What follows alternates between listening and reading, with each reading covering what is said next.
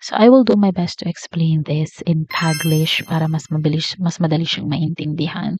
So bear with me kasi I don't know if okay ako sa pag-e-explain. Okay. So unang-una sa lahat na gagawin mo is hanap ka ng free mosaic graph or pattern sa internet. There are a lot of free pattern and graphs sa internet. Kesyo pang tapestry yan, pang mosaic or pang fillet. You just have to search. Okay, and then kapag nakita mo na yung napusuan mo, which is on my end, etong mushroom na to, ida-download mo na siya. Tapos, pwede mo siyang i-print para mas mabilis mo siyang masundan. But for my end, na-open ko siya through my paint. And the reason why I open this through my paint is because dito kasi sa paint, nakakapaglagay ako ng tanda kung tapos na ako dun sa row na yun. For example, etong cursor ko na red. For example, tapos na ako dito sa first row. So, lalagyan ko na lang siya ng tanda dyan. Kaya alam ko na kung saan na akong row. Tapos na ako sa second row. And so on and so forth. So, yun. Kaya ko siya ina-open sa paint. So, it's up to you naman kung anong way mo para hindi ka malito. Kasi kapag nakapag-crochet ka na yan, kunwari nandito ka na dito sa 14, row 14, nakakalito na yan, te. Kapag wala kang tanda dyan. So, yun. Okay.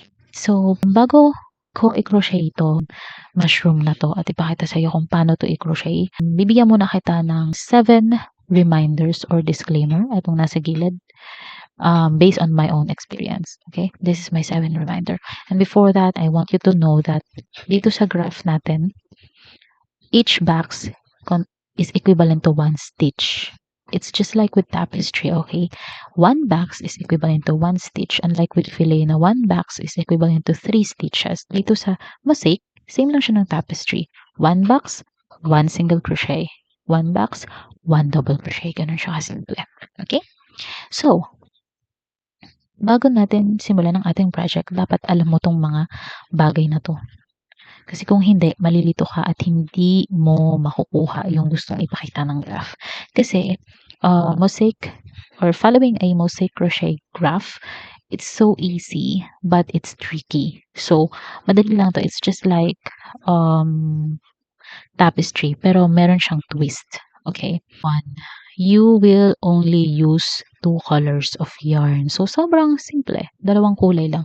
But make sure na yung color combination mo is hindi masakit sa mata. Mostly, ang gamitin mo, 1 dark and then 1 light color. Itong mushroom is black and then white. Pwede yung ganon. So, maghanap ka lang din ng magandang color combination. Like, basta light versus dark. Okay?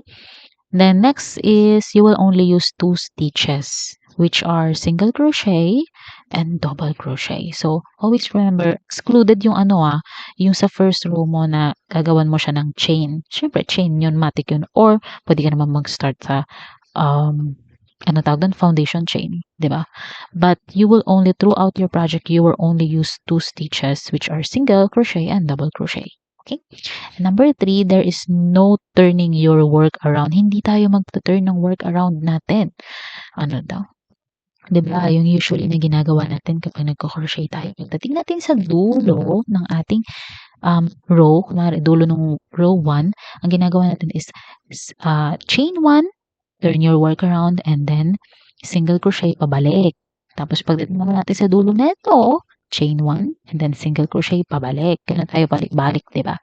Dito sa mosaic crochet, hindi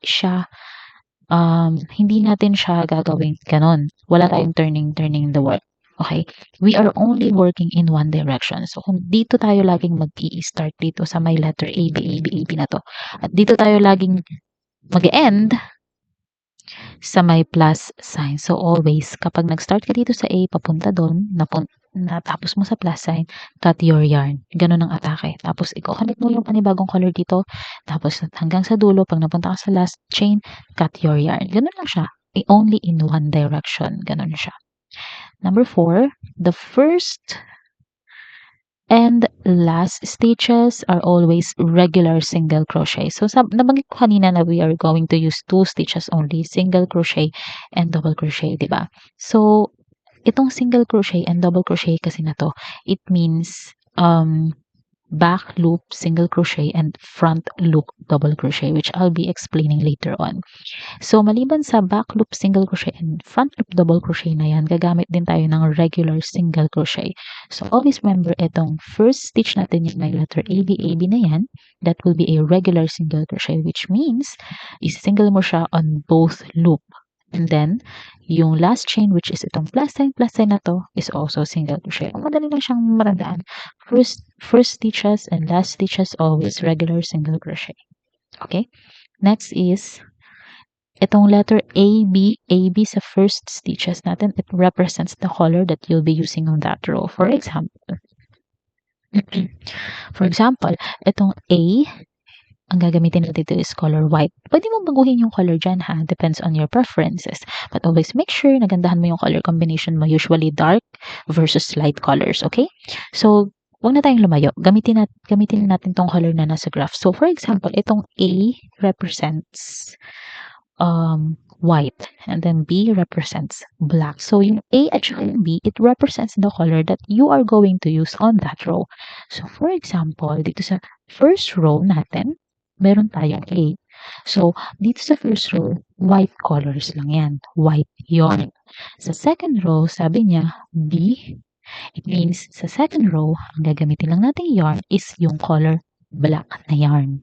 Regardless kung ang kasunod niyang chain ay white, white, white, black, black, or may white kang makikita dyan, black na rin yan. Huwag mong papansinin yung color changes dito kasi hindi yan ang susundan natin. Unlike with tapestry, dyan tayo sumusunod. With mosaic, hindi. Hindi tayo susunod sa color changes dito. Ang susundan natin sa color is etong nasa kilid. Pag A, it means white. Pag B, it means black. And madali lang siya kasi alternate lang naman siya. So, hindi ka maliligaw. Number 6. Etong number 6 tsaka number 7, ano yan, sisterhood yan. So, number 6 muna tayo. Empty boxes means back loop single crochet. Meron ka kasi nakikitang box na empty at box na may X. So, ang ibig sabihin ng empty boxes na ito is back loop single crochet. Yan yung sinasabi ko kanina about back loop and front loop. So, always remember yung mga empty boxes regardless of the color, that is back loop single crochet. And then, the box with X means front loop double crochet. So, lahat yan ng box na may X na yan, kahit ano pang kulay niyan, that is front loop double crochet. Okay? And ang tricky part dito, may tricky part kasi ito eh. So, ang tricky part dito, yung back loop single crochet na ito, naghang. Ayan, sige. Kinukorek niya ako eh. So, ang tricky part dito, yung back loop single crochet na to, kunwari, eto, back loop single crochet ka dyan. Siyempre, back loop single crochet mo yan sa previous row, right? Pero, yung front loop double crochet, which are the X, eto, if a front loop single crochet mo to, hindi dito sa previous row niya. Wait, not here. Okay? But here. Minus mo yung previous row doon sa sumunod na row, previous row. Doon mo siya back loop. And you are only understand that kapag pinakita ko siya sa inyo kung paano siya i-crochet. So, ano pang hinihintay natin? Let's get into it. This project, gagamitan ko to ng brown at saka ng peach. Kasi sinubukan kong gamitan siya ng black tsaka white. Hirap niyang i-record. Hindi masyadong kita yung color. So, gamitan ko siya ng medyo lighter. Brown. At saka ito. Ito yung gagamitin kong A. Ito yung B. So, first row natin is chain 51 single crochet. So, ang gagawin ko is mag-chain 51 ako. Plus 1. Tapos, mag-single crochet ako each chain. A total of 51 single crochet using my light color A. Okay, balikan kita after. Okay, I'm done with the first row. So ito ay 51 single crochet, and then like what I've mentioned, for every end of your row ikakat natin yung yarn, pero i-chain 1 ko muna siya para ma-secure. Mas gusto ko chain 1. Tapos cut na natin. That's our first row. Tapos sa second row natin is mag-change tayo ng color B na. At i-insert natin yung new color dito sa first stitch natin. And like what I've mentioned, first and last stitch is always regular single crochet. So, kuha tayo nitong dark brown ko. Tapos, i-attach lang natin siya dito sa first row. Depende sa kung paano ka mag-attach. Ako kasi ganito lang eh. Ganyan lang. Tapos, chain 1. Tapos, single crochet, regular single crochet dito sa first row. Okay. Getching. Okay. And then, next. So, nilagyan ko ng tanda yung aking graph para alam kong tapos na ako sa first row. Ganun yung ginagawa ko sa paint. So, okay na yung first row. Next is second row na tayo. So, sa second row, as you can see, new color siya. Color B na siya. Pero, empty boxes. So, it means lahat ng row na to is single crochet back loop only. Except sa first and last row, ha? So, single crochet back loop only, alam mo na yan if nag-crochet ka. Diba, ang regular crochet, dalawang loop. Diyan ka magsi-single crochet. So, sa back loop is doon ka lang sa likod. Ayan, oh. Yan lang. So, second row is lahat ganito. Walang bago. Lahat is iba-back loop mo. Single crochet. Okay, hanggang dulo. Balikan kita after. So, back loop, single crochet lang siya sa lahat ng stitches maliban sa first, kasi yung first is regular single crochet, at sa huli, which is also a regular single crochet. So, instead na sa back loop lang, ayan, sa dalawang. Ito hindi ko kasali kasi chain 1 yan eh. Ayan. Ito yung huli kong chain eh. So, sa dalawang loop, hindi kita pero dalawang loop yan, magsi-single crochet. Tapos, chain 1 and then cut the yarn. Then, tapos na tayo sa ating second row. So, next row na tayo is i-connect natin yung new color, which is the light one. Connect natin dito. Gamit ang app kung paano ka mag-connect. Ganun lang. So, first natin is regular single crochet using our A color. Tapos, yung next is tatlong X. 1, 2, 3. So, it means tatlong front loop double crochet. So, ito na yung sinasabi ko kanina. Kapag double crochet, if front loop natin siya, hindi dito sa previous row na brown, kundi doon sa mas previous pa. Ayan, dito. Kaya, yan may front loop. Kasi dyan mo siya ipa-front, double crochet. So, tatlong front loop double crochet. 2, 3. Ayan yung X dun sa graph. Okay, getching. O, diba natakpan? Natakpan yung brown. Kailangan matakpan yung brown. Kasi kung makikita mo sa graph, white yun. White tong linya na to. Ito. Row 2, row 3, row 2, row 1. White siya, diba? Kaya natakpan. Yun yung ano niya, idea niya. Ganon. Tapos next is, puro na siya blank box. Which is, puro na siya back loop single crochet maliban sa maliban sa huling stitches na 1, 2, 3, 4, 5. 1, 2, 3, 4, 5 kasama yung pinakahuli. So, para din ako mahirapang magbilang. Yung 5 huling stitches, which is 1, 2, 3, 4, 5. Ito. Single back loop single crochet ito. Maliban sa dulo regular yung dulo. So, lalagyan ko na lang ito ng stitch marker. So, ito ang stitch marker ko. Gamitin mo yung stitch marker mo para mapadali yung buhay mo. Itong 1, 2, 3, 4 na to is front loop double crochet, and then yung huli is regular single crochet. And then the rest is back loop single crochet. Back loop single crochet kasi puro na siya blank or empty boxes. So, yun yung tinutukoy ng empty boxes is back loop single crochet. So, iba-back loop single crochet mo siya sa previous row, which is yung brown. And always check din kung tama yung pinagbaklupan mo kasi minsan natatago siya dito sa may double crochet. Kaya dapat tama yung count. Like for example, pang ilan ba tong backloop single crochet na to? 1, 2, 3, 4, 5 siya, di ba? Pang 5. So dapat 5 yan sa dulo, di ba? 1, tapos ito. 1, 2, 3, 4, 5. O, tama. Tapos the rest, puro na siya backloop single crochet. Backloop. Ayan, backloop single crochet. So, tapusin ko lang hanggang dun sa stitch mark. Okay, I'm done doing the empty boxes or backloop single crochet hanggang sa stitch marker. So, tanggalin ko na tong stitch marker na to. And then, starting dun sa stitch marker, sa graph, puro na siya X, maliban sa dulo, syempre. So, puro na siya front loop double crochet, kagaya ng una natin ginawa, and that is 4x. So, lagi mo yung titingnan kung saan dapat yung siya naka-align. Dito yan dapat, diba? So, dito na tayo sa next. So, always remember, kapag if front loop double crochet, hindi sa previous row, kundi dun sa previous row. Para matago ninyo yung brown. So, 4 yun. 1, 2, 3,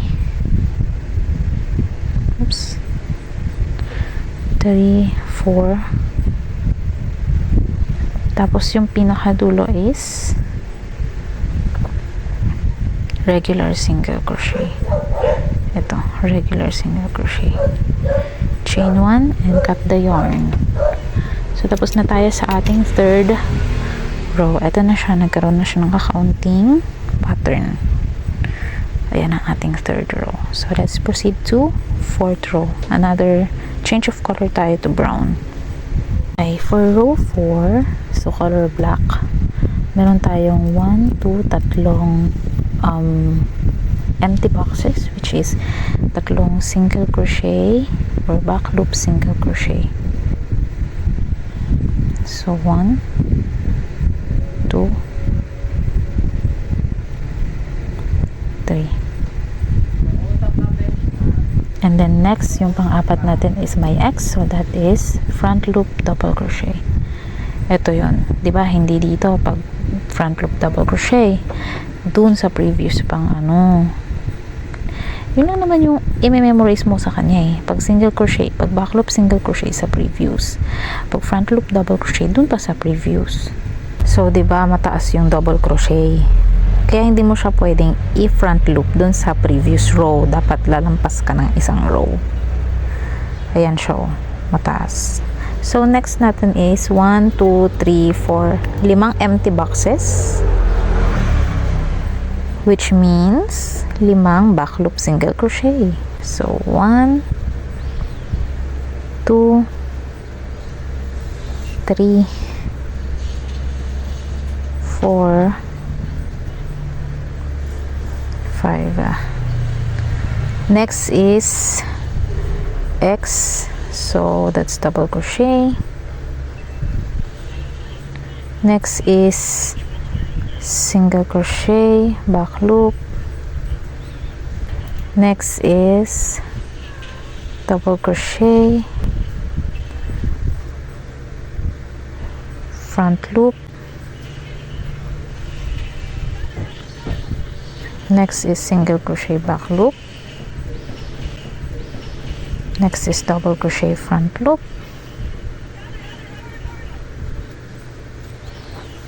Next is 1, 2, 3, tatlong empty boxes. So, tatlong back loop single crochet. 1, 2, 3. Next is tatlong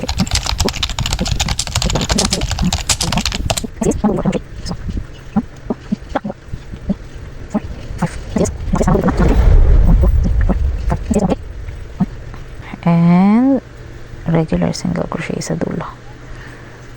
Yay! And then chain 1 and cut your yarn, and we're done with the row 4. So, ganun lang siya kasimple mga te. Susundan mo lang yung X, yung hindi X, yung X, yung hindi X, hanggang sa mabuo mo yung picture nung nasa graph mo.